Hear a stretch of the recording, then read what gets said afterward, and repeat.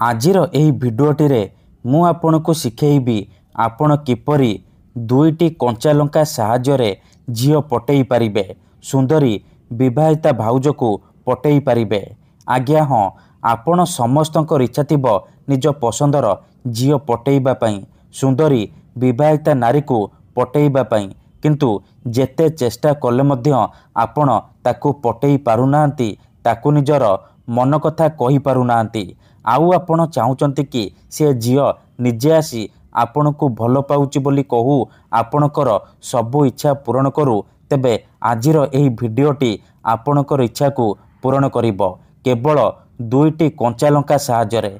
आज्ञा हाँ, आपण भाबुचंती कि दुईटी कंचा लंकारे आपण किपरि झील पटई पारिबे, एहाकू पूर्वरु प्रयोग करिकी देखा जाइछि।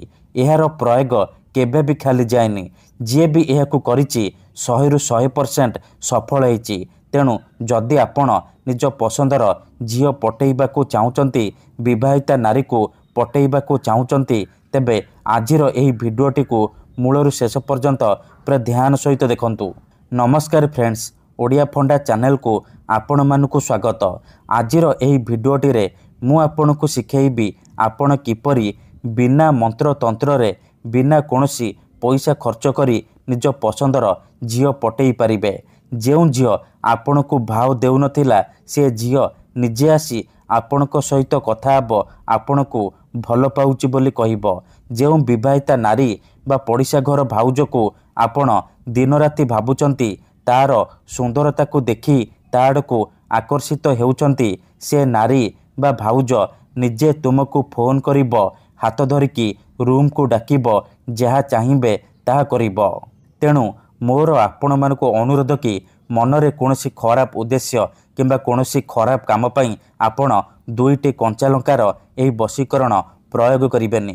काहेकि ना एही वशीकरण हेउची मुस्लिम वशीकरण, एहार कोनोसी प्रकार काट नाही। तेणु जेउ झील बा नारी उपरे आपण एही वशीकरण गोटिए थर प्रयोग करिदेबे, सीए सेही समय ठारू आपणकर गुलामी करिबो, आपणकर सबु कथा मानिबो, आपण ताकू जहा कहिबे जेमिति कहिबे सी करिबो। तेबे एही वशीकरण विधि करिबा पूर्वरु गोटिए छोटिया कथा जानि रखंतु, आपणकर वशीकरण 100% काम करिबो। एही वशीकरण करिबा पूर्वरु किछि विशेष कथार ध्यान रखिबे, जेमिति कि मनरे संपूर्ण विश्वास, निष्ठा आउ एकाग्रतार सहित आपण एही वशीकरण करिबे, तेबे जाई आपणकर वशीकरण 100% सफल हेबो।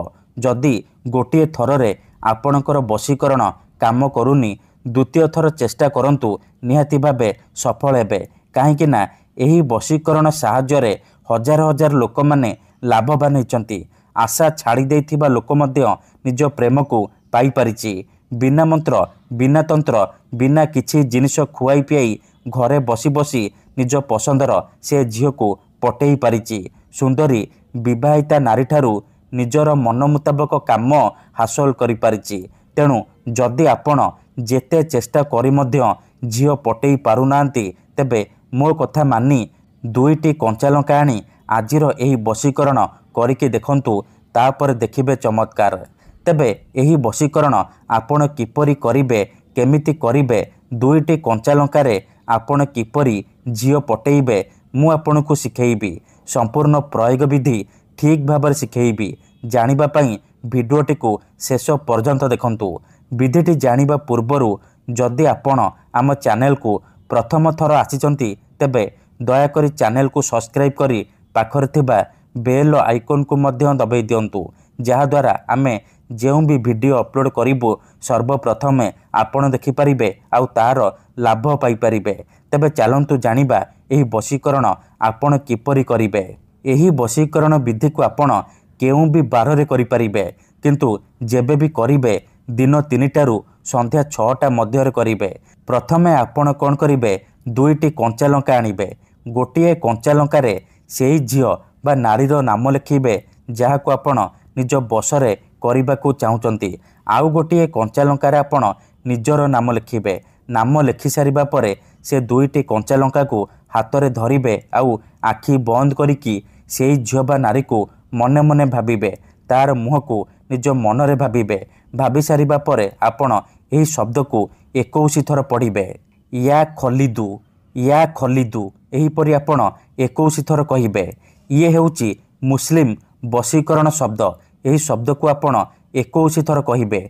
या खलिदु, या खलिदु 21 थर कहि सारिबा परे 7 थर सेई झियर नाम कहिबे जहाको आपण बसरे करबाको चाहुचंती। आउ 7 थर निजर नाम कहिबे।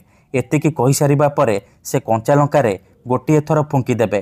तापरे आपण कौन करिबे, से 2टी कंचा लंका को एकाठी करी सेथिरे छुंची को फोड़ी देबे। ग्यारंटी देउची एतिकी करिकी देखंतु जेउ झियो पटु नथिला से झियो आपे आपे पटिजिब।